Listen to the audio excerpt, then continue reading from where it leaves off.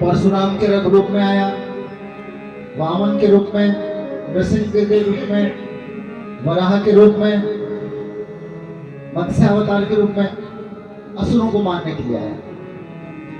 और वो पुराने समय में असुर सीधा सामने आते थे, बोलते थे कि भगवान मेरा दुश्मन है, मैं भगवान से लड़ाई करूंगा, और सीधा सीधा वो भगवान के सामने आके लड़ाई करते थे। लेकिन इस कलयुग में वो असुर बाहर से नहीं दिखता है, वो असुर जो है वो हर किसी के अंदर बैठा हुआ है। दिखने में तो वो मनुष्य है, लेकिन असुर जैसा आचरण करता है। कब उसका असुर अंदर से जाग जाए कोई कह नहीं सकता। अभी कुछ समय पहले आपने देखा है कि लड़का दिल्ली में एक लड़की से मित्रता किया, दोस्ती किया, उसको शादी करूंगा बोल के साथ में रखा, और उसको टुकड़ा टुकड़ा करके काट के जो है वो फ्रिज में डाल दिया, और बाद में जाके जंगल में फेंकता रहा।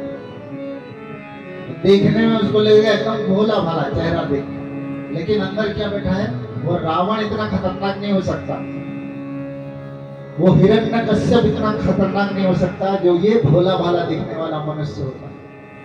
क्यों होता है? क्योंकि उसके अंदर दुर्बुद्धि, उसके अंदर खराब बुद्धि जो बैठ गई। तो भगवान कह रहे हैं इस प्रज्ञा पुराण के माध्यम से, हे नारद, आज के युग की समस्याएं अलग हैं। आज रावण, दुर्योधन, कंस वो भोला भाला दिखने वाला मनुष्य के दिमाग में भी बैठा हुआ है, तो उसको हथियार से नहीं मारा जा सकता। आज के असुरों को हथियार से नहीं मारा जा सकता। तो नारद जी कहते हैं तो फिर भगवान क्या होगा? बोले जैसी बीमारी होती है वैसा ही इलाज करना पड़ता है। तो अभी की बीमारी क्या है? इस कलयुग की बीमारी क्या है?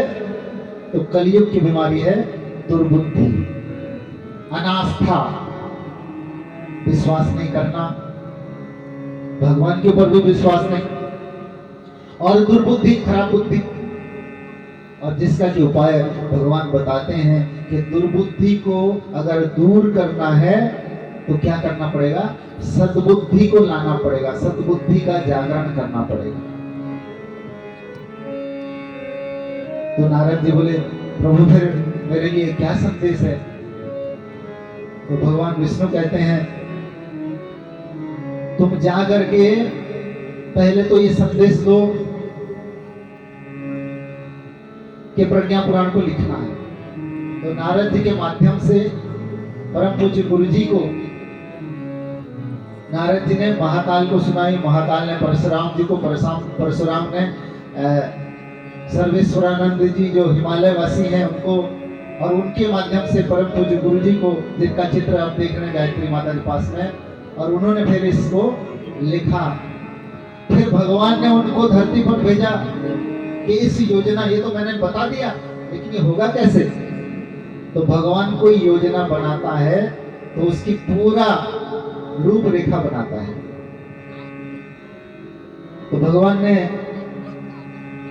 युग निर्माण योजना की स्थापना की,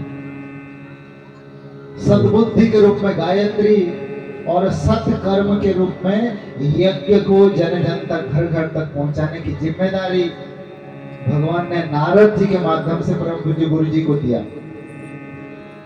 प्राणदायिनी चिर कल्याणी देती जीवन दान है, प्राणदायिनी चिर कल्याणी देती जीवन दान है, जिनकी वाणी की वीणा से धरता अमृत ज्ञान है, जिनकी वाणी की वीणा से धरता अमृत ज्ञान है, धरता अमृत ज्ञान है। दूधे गुर के तार जोड़ के सेवा व्रत निष्काम से, गायत्री की महिमा भारी, गायत्री की महिमा भारी, प्रकट चारों धाम से, रोम रोम पुलकित होता जिनके पावन नाम से, गायत्री की महिमा भारी, प्रकट चारों धाम से। रोम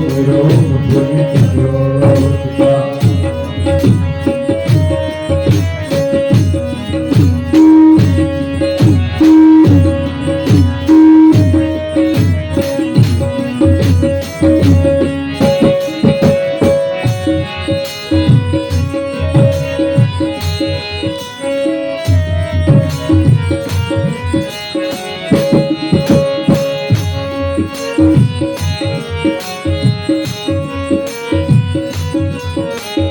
दया कही करुणा की प्रतिमा प्रतिभा की आगार है। पाप ताप अभिशाप समन कर करती सुख संसार है। माँ करती सुख संसार है। घर मत को जोड़े रही है। वे प्रसन्न हो जाती देव नाम से। गायत्री की महिमा भारी, गायत्री की महिमा भारी, बढ़कर चारों धाम से। रोम रोम पूजित होता, रोम रोम